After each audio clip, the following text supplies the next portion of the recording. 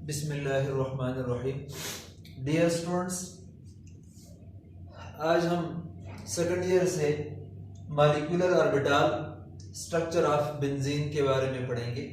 इससे पहले हमने बेंजीन का बेसिक इंट्रोडक्शन पढ़ा था कि बेंजीन कैसे डिस्कवर हुआ और फिर इसके मुख्तलिफ स्ट्रक्चर प्रपोज किए गए और उनमें से एक स्ट्रक्चर था जो कि ज़्यादा सूटेबल स्ट्रक्चर था, जो बहुत सारी प्रॉपर्टीज एक्सप्लेन करता था। वो आपके पास केक्यूल स्ट्रक्चर था।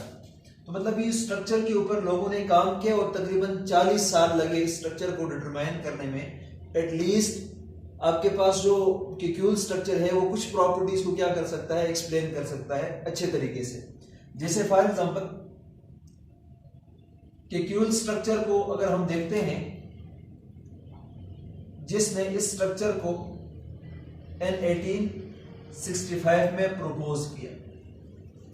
मतलब कहा जाता है कि केक्यूल्स ने क्या किया कि जब वो सो रहा था उसने ख्वाब देखा। ख्वाब में एक स्नेक अपने ही टेल को अपने मुंह में लिया हुआ था, इस तरह रिंग बना हुआ था। ठीक है ना। जाहिर बात है जिस वक्त कोई इंसान कोई भी काम करता है या जिसकी जिस तरह सोच होती है उसी तरह के ख्वाब आते हैं। तो कहा जाता है इस तरह उसने ख्वाब देखा और उस रिस्पेक्ट में फिर उसने बेंजीन का जो स्ट्रक्चर है वो प्रपोज किया। तो इसने कहा कि बेंजीन का केक्यूल के मुताबिक बेंजीन का आपके पास रिंग या साइक्लिक स्ट्रक्चर होता है। बेंजीन का साइक्लिक या रिंग स्ट्रक्चर है जो कि आपके पास हेक्सागोनल है। ठीक है ना। रिंग आपके पास क्या है, हेक्सागोनल है। ठीक है ना। और हर कोने में आपके पास क्या है, कार्बन है। हर कोने में आपके पास क्या है, कार्बन। और सबसे इंपॉर्टेंट बात यह है कि इसमें आपके पास अल्टरनेट सिंगल डबल बॉन्ड है। ठीक है ना। Alternate single bond and double bond. ठीक है ना। Alternate single and double bond. ठीक है। ये केक्यूल ने कहा और इसके अकॉर्डिंग इसने जो स्ट्रक्चर बताया वो ये बताया कि आपके पास कार्बन है और ये कार्बन आपके पास रेगुलर हेक्सागन बनाते हैं और रेगुलर हेक्सागन के कॉर्नर पे आपके पास क्या अटैच है, कार्बन अटैच। ठीक है ना। और हर कार्बन आपके पास इसके साथ एक हाइड्रोजन भी अटैच है, इस तरह से। ठीक है।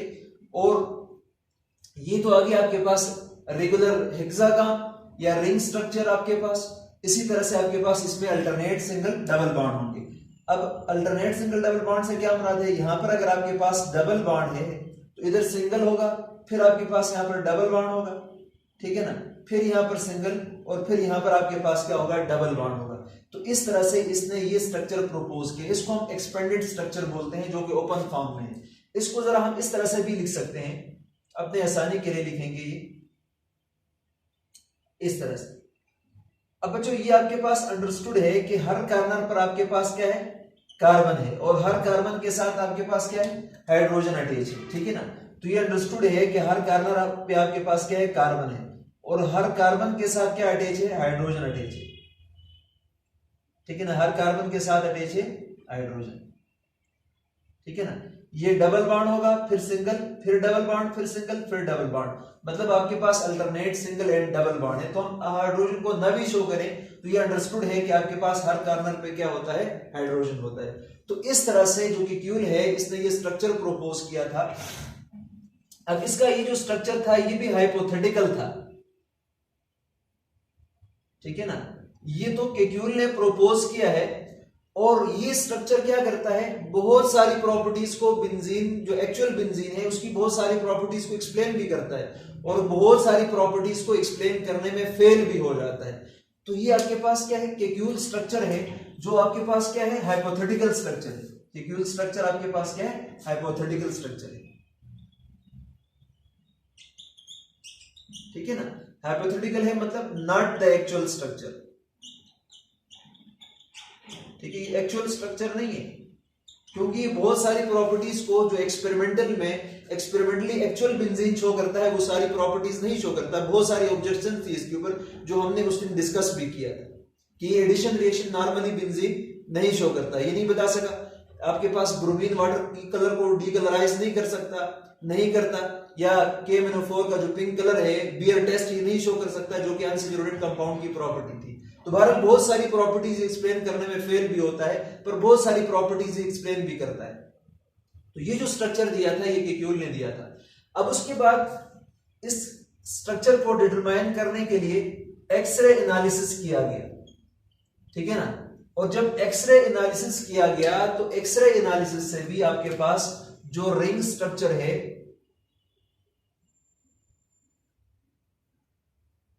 ठीक है ना, या साइक्लिक स्ट्रक्चर, ये आपके पास क्या हो गया, कंफर्म हो गया कि भाई आपके पास बेंजीन का रिंग स्ट्रक्चर है या साइक्लिक स्ट्रक्चर है, और आपके पास हेक्सागोनल प्लेनर स्ट्रक्चर है। आपके पास क्या है, हेक्सागोनल प्लेनर स्ट्रक्चर है,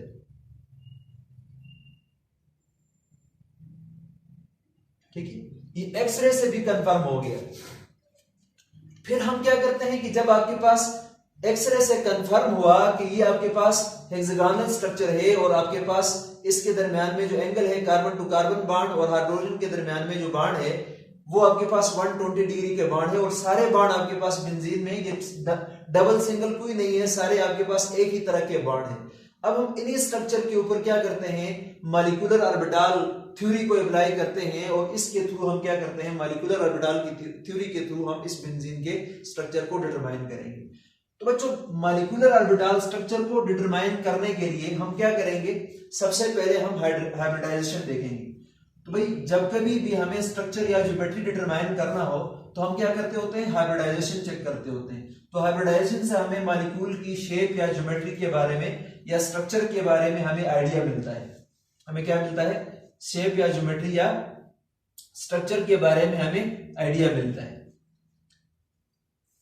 अब बच्चों अगर आप लोग देखें ना तो बेंजीन का जो मॉलिक्यूलर फार्मूला है वो C6H6 है, और इसका स्ट्रक्चरल फार्मूला ये बताया गया। अब हम देखते हैं ना तो सबसे पहले अगर आप लोग हाइब्रिडाइजेशन चेक करो,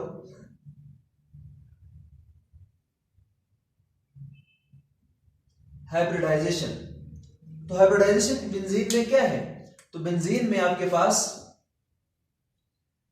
all the carbon atoms in benzene are sp2 hybridized, ठीक है ना। बेंजीन में जितने भी कार्बन है ये सारे के सारे sp2 हाइब्रिडाइज है।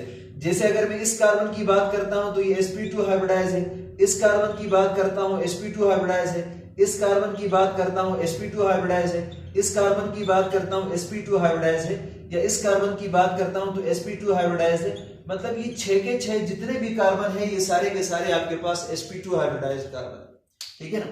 अब जो हाइब्रिडाइजेशन है क्या, हाइब्रिडाइजेशन आपके पास बेसिकली मिक्सिंग ऑफ ऑर्बिटल है। हाइब्रिडाइजेशन आपके पास क्या है, बेसिकली मिक्सिंग ऑफ ऑर्बिटल्स है, ठीक है ना। अब कैसे ऑर्बिटल आपस में मिक्स होंगे, ऐसे ऑर्बिटल आपस में मिक्स होंगे जिनका साइज, शेप और एनर्जी डिफरेंट हो। जब ये मिक्स होंगे तो आपके पास सेम शेप, सेम साइज और एनर्जी के ऑर्बिटल प्रोड्यूस होंगे, जिसको हम मॉलिक्यूलर ऑर्बिटल बोलते हैं, ठीक है ना। तो इस तरह से आपके पास मॉलिक्यूल ज्यादा स्टेबल होता है, और इस फिनोमेना को हम क्या बोलते हैं, हाइब्रिडाइजेशन बोलते हैं। तो टाइप्स की अगर आप लोग बात करें तो स्पेशली एफएससी लेवल में हम sp, sp2 और आपके पास sp3 हाइब्रिडाइजेशन पढ़ते हैं, ठीक है ना। तो अब आपके पास sp2 हाइब्रिडाइजेशन क्या है, sp2 हाइब्रिडाइजेशन आपके पास है मिक्सिंग ऑफ, एक s है ना इसमें, मिक्सिंग ऑफ 1s और p कितने हैं, 2p ऑर्बिटल्स, ठीक है ना, टू फॉर्म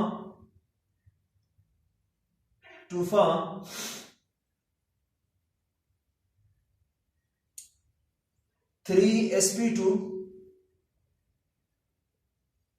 हाइब्रिड ऑर्बिटल्स, ठीक है ना। sp2 हाइब्रिडाइजेशन एक ऐसा हाइब्रिडाइजेशन है जिसमें आपके पास एक s और 2p आपस में मिक्स होते हैं, और मिक्स होके वो आपके पास 3 sp2 हाइब्रिड ऑर्बिटल बनाएंगे। कितने ऑर्बिटल बनाएंगे, 3 sp2 हाइब्रिड ऑर्बिटल बनाएंगे, जो शेप में, साइज में, एनर्जी में आपके पास क्या होंगे, सेम होंगे, लेकिन उनकी ओरिएंटेशन क्या होगी, डिफरेंट होगी।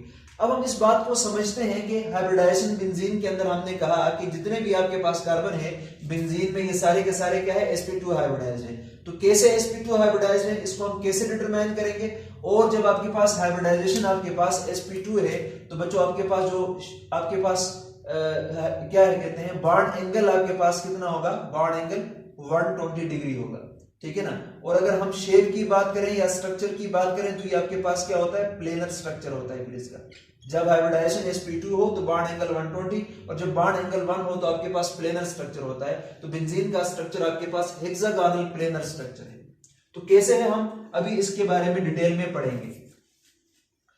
तो हाइब्रिडाइजेशन हमने देखा, कहा कि बेंजीन के अंदर आपके पास क्या है, sp2 हाइब्रिडाइजेशन है। अब हम इस बात को प्रूव करेंगे कि कैसे ये sp2 हाइब्रिडाइज्ड है और कैसे इसका स्ट्रक्चर आपके पास प्लेनर है और कितने पाई बॉन्ड है और ये कैसे बनते हैं, ये सारी चीजें हम देखेंगे। तो सबसे पहले अगर आप लोग देखें ना कार्बन को, तो कार्बन का एटॉमिक नंबर 6 है। और अगर आप लोग कार्बन की इलेक्ट्रॉनिक कॉन्फ़िगरेशन करोगे तो आपके पास आता है कार्बन का 1s2, इसी तरह से आपके पास 2s2 और फिर आपके पास 2p2। अब अगर आप लोग गौर से देखें तो इस s ऑर्बिटल के अंदर आपके पास 2 इलेक्ट्रॉन है, और p के अंदर अगर आप लोग देखें तो आपके पास इसमें मजीद 3 ऑर्बिटल होते हैं, ठीक है ना। कौन कौन से होते हैं, px, इसी तरह से आपके पास py, इसी तरह से आपके पास pz, ये 3 ऑर्बिटल होते हैं। और इस इलेक्ट्रॉनिक कॉन्फ़िगरेशन के अकॉर्डिंग आपके पास s के अंदर 2 इलेक्ट्रॉन है, इसमें आपके पास 1 इलेक्ट्रॉन और इसमें भी आपके पास 1 इलेक्ट्रॉन, मतलब इसको हम बोलते हैं ग्राउंड स्टेट इलेक्ट्रॉनिक कॉन्फ़िगरेशन। तो ग्राउंड स्टेट इलेक्ट्रॉनिक कॉन्फ़िगरेशन के अकॉर्डिंग देखते हैं तो सिर्फ 2 ऑर्बिटल आपके पास अनपेयर्ड है, इसके अकॉर्डिंग ये सिर्फ 2 बॉन्ड बना सकता है, पर एक्चुअल में कार्बन टेट्रावैलेंट है जो कि 4 बॉन्ड बनाता है। इस बात को हम एक्सप्लेन करते हैं एक्साइटेड स्टेट में लेकर। ये आपके पास एक्साइटेड स्टेट इलेक्ट्रॉनिक कॉन्फ़िगरेशन है। तो एक्साइटेड स्टेट में क्या होगा कि s से 1 इलेक्ट्रॉन आपके पास प्रोमोट हो जाएगा, या प्रोमोट करेंगे किधर, p के अंदर। तो p के अंदर 3 ऑर्बिटल हैं, एक ये था, एक ये पहले से था, एक यहां से चला गया, इलेक्ट्रॉन यहां पर 4 हो जाएंगे। तो ये s ऑर्बिटल है, ये आपके पास px है, ये आपके पास py है और ये आपके पास pz है, ठीक है ना। तो आपके पास अब कितने ऑर्बिटल अनहाइब्रिडाइज्ड हो गए, 4 ऑर्बिटल अनहाइब्रिडाइज्ड हो गए, ठीक है ना।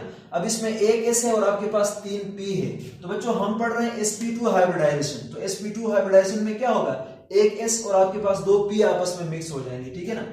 अब अगर आप लोग गौर से देखें तो इसमें आपके पास एक s और ये 2 p, ये आपस में क्या हो जाएंगे, मिक्स हो जाएंगे, ठीक है ना।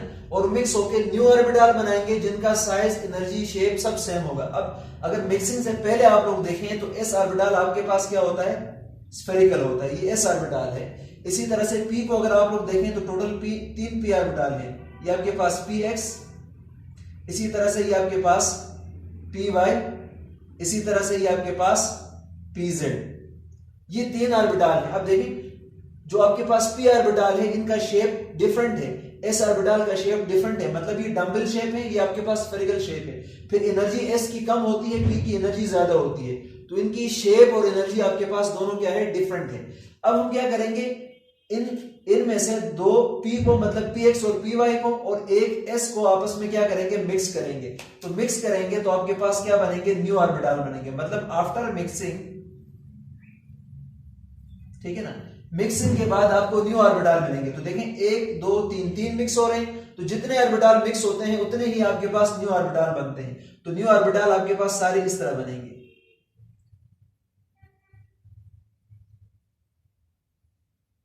ठीक है ना।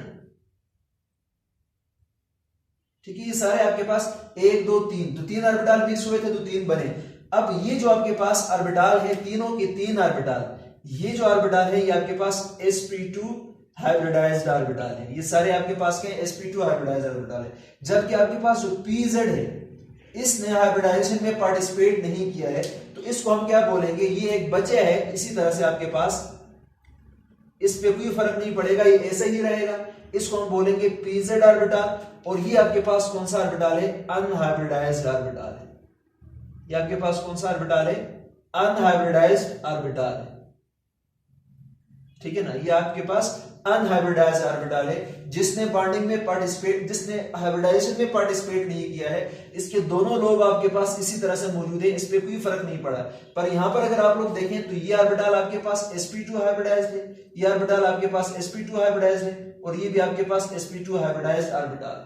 तो ये तीनों मिक्सिंग से बने हैं और आपके पास न्यू ऑर्बिटल हैं जो कि सेम शेप और सेम एनर्जी के हैं, जिसको हम sp2 हाइब्रिडाइज्ड ऑर्बिटल बोलते हैं, ठीक है ना। अब हाइब्रिडाइजेशन में सेम शेप और सेम एनर्जी के ऑर्बिटल तो बनते हैं, पर इनकी ओरिएंटेशन डिफरेंट होती है। जाहिर बात है इसमें इलेक्ट्रॉन है और ये आपके पास valence shell electron pair theory के अकॉर्डिंग एक दूसरे को रिपेल करेंगे और मैक्सिमम डिस्टेंस पे चले जाएंगे, और उस डिस्टेंस पे चले जाएंगे जहां पर ये स्टेबलाइज्ड होंगे। तो मैं अब यही काम हम 6 कार्बन है ना बेंजीन के अंदर, हर एक के लिए यही काम करेंगे। तो मैंने एक कार्बन के लिए डिटेल में शो किया हुआ है, बाकी सारा काम आप लोगों ने खुद इसी तरह से करना है। अब देखो मैं इसके बाद इसकी ओरिएंटेशन को देखता हूं। ओरिएंटेशन इनकी क्या होती है, डिफरेंट होती है। अगर आप इनकी ओरिएंटेशन चेक करें तो आपके पास क्या होगा, अब 3 ऑर्बिटल हैं और 3 ऑर्बिटल हमेशा ट्राइगोनल प्लेनर फॉर्म में अरेंज होते हैं, जैसे आपके पास ब्लेड्स ऑफ फैन है, ठीक है ना। फॉर एग्जांपल आपके पास एक ऑर्बिटल अगर ये है, ठीक है, तो इसका दूसरा ऑर्बिटल ये होगा, इसी तरह से आपके पास तीसरा ऑर्बिटल इसका ये होगा, ठीक है ना। तो बच्चों अगर आप लोग देखें तो आपके पास just like blades of fan है, ये तीनों ऑर्बिटल आपके पास एक ही प्लेन में होंगे, ठीक है ना। ये तीनों ऑर्बिटल आपके पास क्या है, एक ही प्लेन में है, ठीक है। ये तीनों ऑर्बिटल आपके पास क्या है, एक ही प्लेन में, ठीक है ना। ये ऑर्बिटल एक ही प्लेन में। अब इनके दरमियान में जो एंगल होता है वो आपके पास 120 डिग्री है। इनके दरमियान में एंगल कितना है, 120 डिग्री। इनके दरमियान में एंगल कितना है, 120 डिग्री। तो हर ऑर्बिटल जो कि प्लेनर होते हैं इसके दरमियान में 120 डिग्री का एंगल होता है, ठीक है ना। अब इसमें क्या होगा कि ये जो अनहाइब्रिडाइज्ड है, अब ये जो अनहाइब्रिडाइज्ड है इसका ये ऑर्बिटल इन 3 ऑर्बिटल जो कि प्लेनर एक प्लेन में है इसके ऊपर परपेंडिकुलर होगा। इसके ऊपर क्या होगा, परपेंडिकुलर होगा। मतलब इसका एक लोब ये है आपके पास प्लेन के ऊपर और एक लोब इसका प्लेन के नीचे, इस तरह से, ठीक है ना। ये कौन सा ऑर्बिटल है आपके पास, अनहाइब्रिडाइज्ड ऑर्बिटल है, ठीक है ना। और ये आपके पास क्या थे, sp2 हाइब्रिडाइज्ड ऑर्बिटल है। ये जो आपके पास pz है ये आपके पास अनहाइब्रिडाइज्ड ऑर्बिटल है। ये pz आपके पास क्या है, अनहाइब्रिडाइज्ड ऑर्बिटल है। तो ऐसा प्रोसेस, एक ऐसा मिक्सिंग जिसमें एक s और 2 p आपस में मिक्स हो जाए तो उसको हम क्या बोलते हैं, sp2 मिक्सिंग बोलते हैं। इसके रिजल्ट में 3 आपको sp2 हाइब्रिडाइज्ड ऑर्बिटल मिलेंगे और एक आपके पास अनहाइब्रिडाइज्ड ऑर्बिटल होगा। तो बच्चों याद रखिएगा मैंने सिर्फ एक कार्बन के लिए ये काम किया है, तो बेंजीन के अंदर 6 कार्बन है और 6 कार्बन के लिए यही प्रोसेस अप्लाई होगा। तो 3 ऑर्बिटल इसके प्लेनर होंगे, ठीक है ना, और एक इस प्लेन के ऊपर क्या होगा, हर एक कार्बन का अनहाइब्रिडाइज्ड ऑर्बिटल होगा। अब कैसे होगा, इसको हम बेंजीन के स्ट्रक्चर के ऊपर अप्लाई करके देखते हैं, ठीक है ना।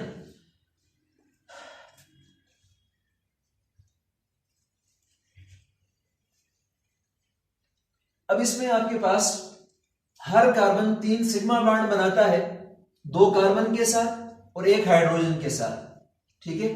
और फिर एक आपके पास हर कार्बन का दूसरे कार्बन के साथ क्या होता है, पाई बॉन्ड होता है। तो इसको हम कैसे समझेंगे, मैं सबसे पहले सिंपल स्ट्रक्चर लिखता हूं बेंजीन का। ये आपके पास बेंजीन है,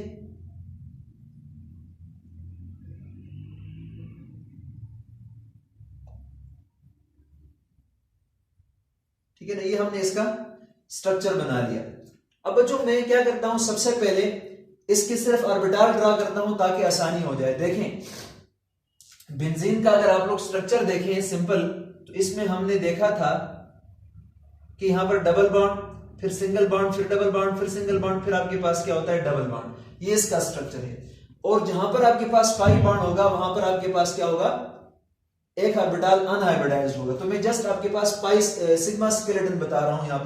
यहां पर ये कार्बन है और आपके पास एक ऑर्बिटल, हर कार्बन का क्या होता है, अनहाइब्रिडाइज्ड होता है कि नहीं होता। जैसे कि ये वाला है जो ब्लैक से मैंने शो किया हुआ था, इसी तरह से ये वाला कार्बन है, यहां पर भी आपके पास एक ऑर्बिटल क्या रहेगा, इसका अनहाइब्रिडाइज्ड रहेगा।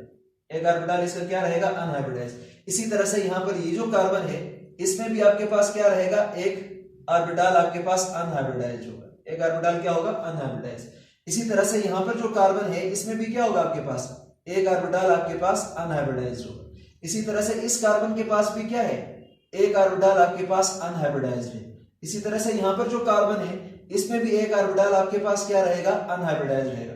मतलब जैसे मैंने कहा कि आपके पास 3 ऑर्बिटल sp2 हाइब्रिडाइज्ड है जो कि सिग्मा बॉन्ड बनाएंगे और एक ऑर्बिटल इनके ऊपर हर कार्बन का परपेंडिकुलर होता है, तो मैंने सिर्फ परपेंडिकुलर वाला ऑर्बिटल शो किया हुआ है। अब देखो बच्चों, इसका ये वाला जो sp2 हाइब्रिडाइज्ड ऑर्बिटल है ये क्या करेगा, दूसरे कार्बन जो इसके साथ वाला है इसके साथ क्या करेगा, लीनियरली ओवरलैप करेगा, इसके साथ क्या करेगा, लीनियर ओवरलैप करेगा, और लीनियर ओवरलैप करके यहां पर कौन सा बॉन्ड बनाएगा, सिग्मा बॉन्ड बना लेगा। कौन सा बॉन्ड बना लेगा, सिग्मा बॉन्ड बना लेगा। इसी तरह से इसका जो दूसरा ऑर्बिटल है वो इस कार्बन के साथ लीनियरली ओवरलैप करेगा, हेड टू हेड ओवरलैप करेगा, तो एक सिग्मा बॉन्ड यहां पर बनेगा। इसी तरह से आपके पास बच्चों ये जो कार्बन है इसका एक ये वाला ऑर्बिटल इस कार्बन के साथ क्या करेगा, इस कार्बन के ऑर्बिटल के साथ हेड टू हेड ओवरलैप करेगा। इसी तरह से इसका जो दूसरा sp2 ऑर्बिटल था वो इस कार्बन के साथ क्या करेगा, head to head overlapping show करेगा।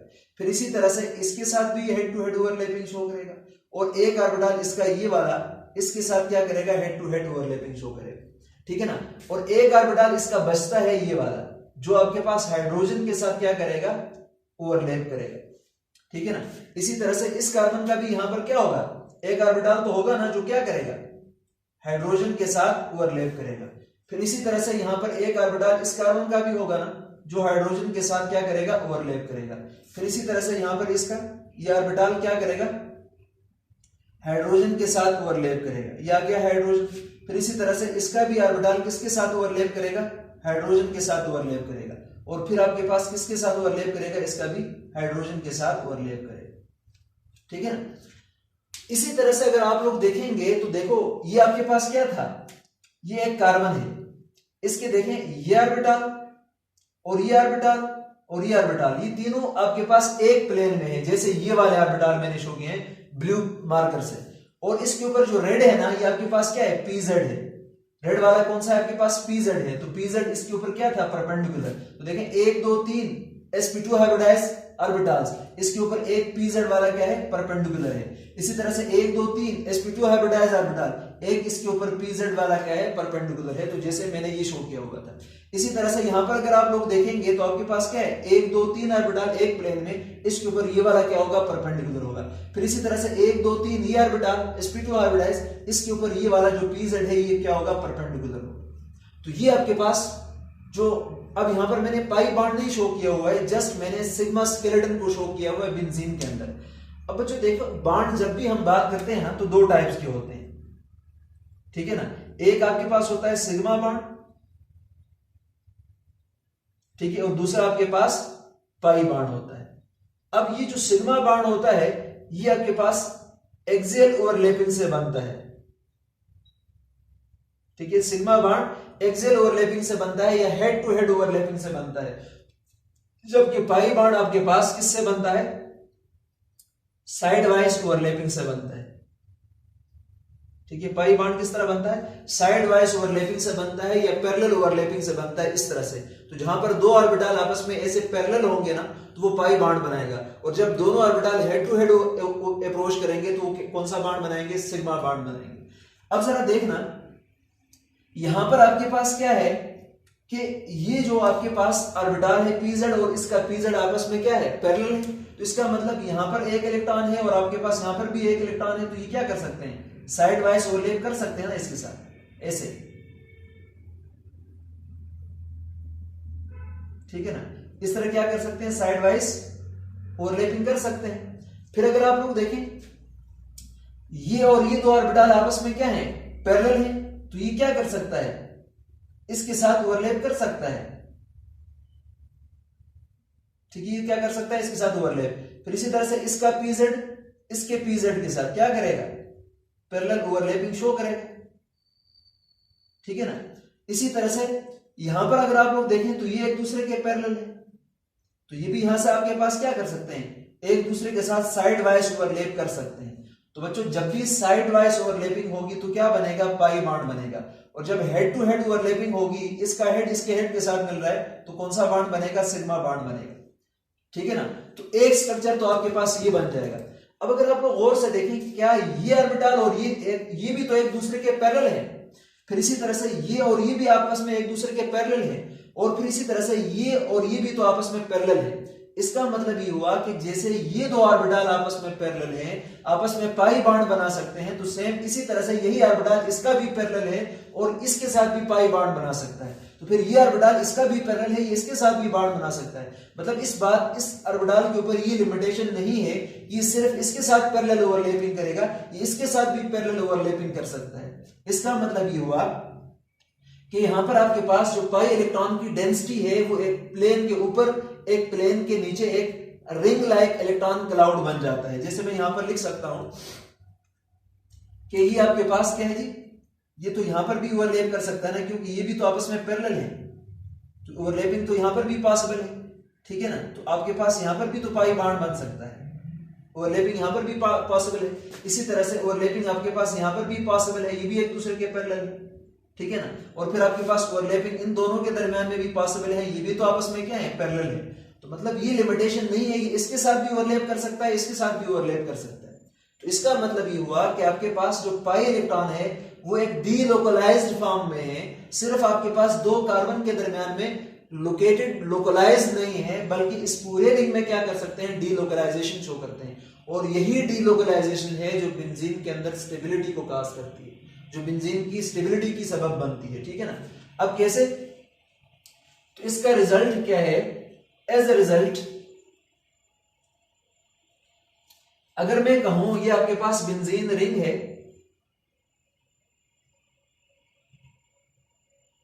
ठीक है ना, ये मेरे पास क्या है? बेंजीन रिंग है,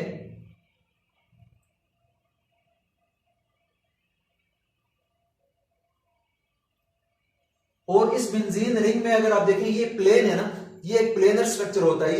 ये आपके पास जितने भी कार्बन एटम है 6 के 6 और इसके साथ एक एक हाइड्रोजन, ये सारे एक प्लेन में इस तरह से है।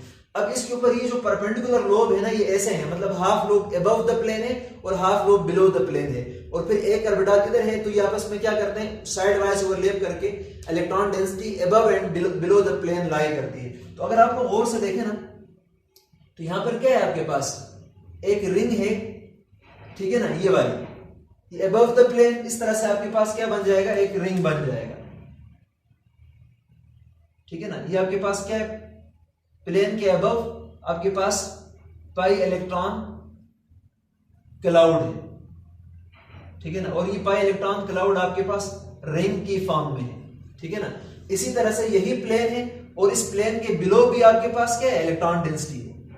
इस प्लेन के बिलो भी आपके पास क्या है? इलेक्ट्रॉन डेंसिटी है। तो मतलब ये मिडिल वाला आ गया प्लेन, और प्लेन के ऊपर भी आपके पास पाई इलेक्ट्रॉन क्लाउड है रिंग की फॉर्म में, और आपके पास पाई इलेक्ट्रॉन क्लाउड है बिलो द प्लेन, वो भी आपके पास रिंग की फॉर्म में है।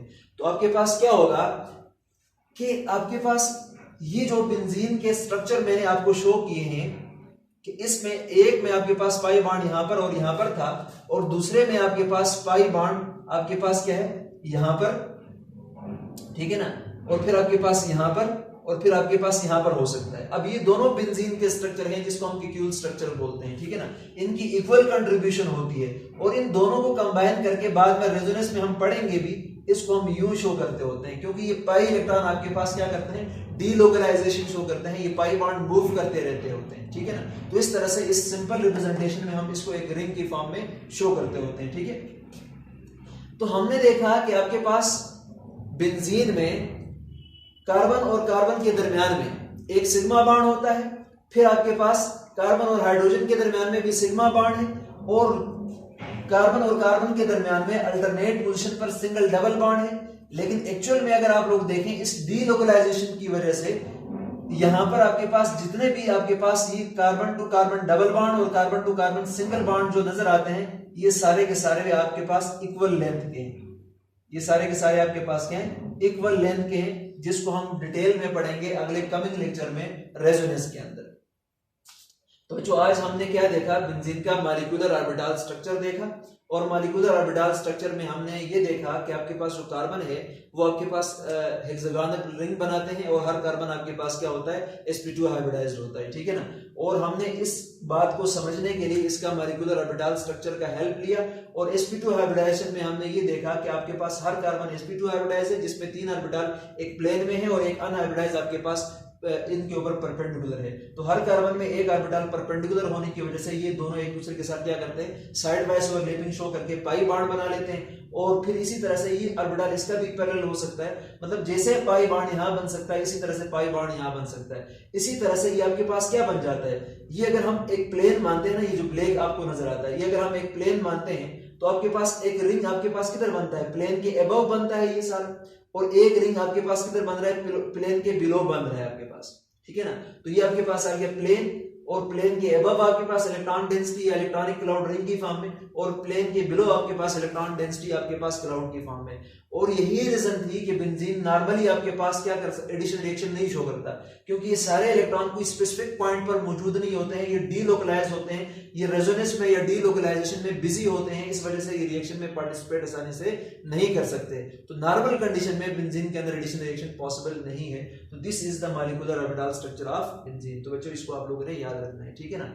तो आज के इस लेक्चर में हमने बेंजीन का मॉलिक्यूलर ऑर्बिटल स्ट्रक्चर देखा।